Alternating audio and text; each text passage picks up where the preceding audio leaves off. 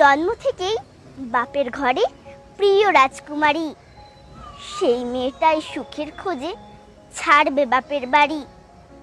যাদের জন্য দেখলো চোখে এই পৃথিবীর আলো, তাদের ছেড়েই রাজকুমারী থাকে অতি ভালো। সারা জীবন মেয়ে থাকে বাবার রাজকুমারী, সেই মেয়েটাই একদিন হবে বাপের প্রিয় অতিথি।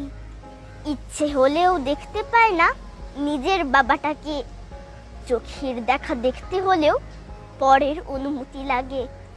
যে বাড়িতে জন্ম হলো, গড়ল সুখের জীবন, সেই বাড়িতেই বেড়াতে যায় 2-4 দিনের কারণ। সেই বাড়িতেই বেড়াতে যায় 2-4 দিনের কারণ। নমস্কার, কবিতার নাম বাপের প্রিয় অতিথি। এই কবিতাটি সংগৃহীত কবিতা। আমি